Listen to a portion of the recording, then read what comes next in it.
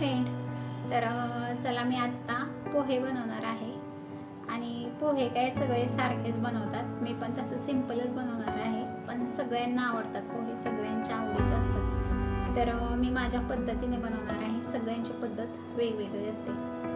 तर मी पोहे बनवलेले तुम्हाला आवडतात का बघा. तर तुम्ही व्हिडिओ पूर्ण पहा आणि मला सांगा पोहे आवडले की नाही. तर चला आपण बनवायला चालू करूया.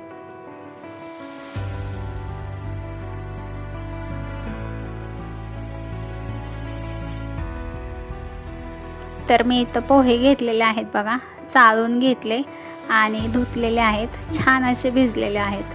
तर एकदम सुट्टे सुट्टे झालेले आहेत पहा. आणि मी थोडंसं याला मीठसुद्धा लावून घेतले. जेवढं पाहिजे तेवढं मीठ नाही लावलेलं, कारण का आपण पुढे बघूया. तर छान असे सुट्टे सुट्टे पोहे झालेले आहेत. तर बनवूयात आता. तेल टाकलेलं आहे मी, गरम झालं. मोहरी जिरे टाकलेलं आहे, कढीपत्ता टाकला, कांदा टाकून घेतलेला आहे, शेंगदाणे टाकलेले आहेत आणि मिरचीसुद्धा टाकलेली आहे. तर हे सगळं छान आपल्याला परतवून घ्यायचं आहे. कांदा लालसर होईपर्यंत भाजायचं आहे आपल्याला.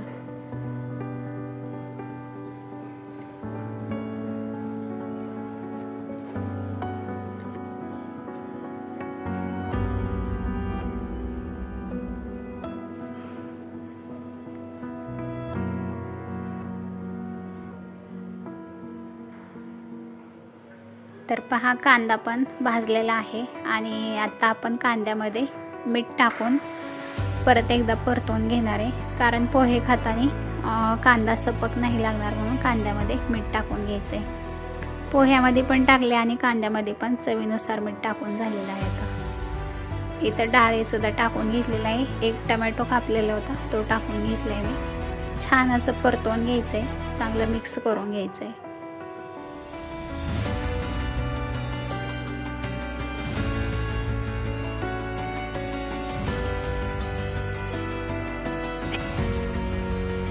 तर याच्यात मी आता धना पावडर घातलेली आहे, थोडासा गरम मसाला टाकलाय आणि हळदसुद्धा टाकून घ्यायची. पुन्हा एकदा छान मिक्स करून घेऊयात.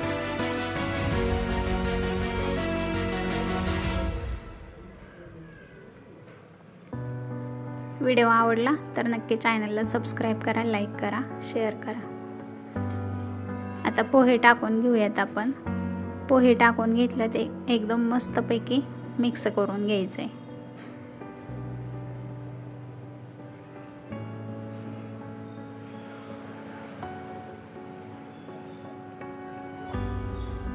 मिक्स करून झालं की मी 2 मिनटासाठी वाफ काढलेली आहे, म्हणजे झाकण ठेवून घेतलं होतं 2 ते 3 मिनटासाठी. मी पुन्हा एकदा मिक्स करून घेतलं. बारीक कापलेली कोथिंबीर टाकून घेतली, परत एकदा मिक्स करून घेतलेले आहे. तर अशा पद्धतीने आपले पोहे बनलेले आहेत बघा. तर चला आपण आता एका प्लेटमध्ये काढूयात. आणि असे फरसाणा वगैरे टाकून खायचं मस्त लागतात. मग अशा पद्धतीने बारीक शेव जर असेल तर खूप छान लागतं. पण माझ्याकडे शेव नव्हती, तर माझ्याकडे फरसाणा होता, तर मी फरसाणा टाकलेला आहे. आणि थोडंसं लिंबू टाकायचं वरून. अगदी बेस्ट लागतात पोहे.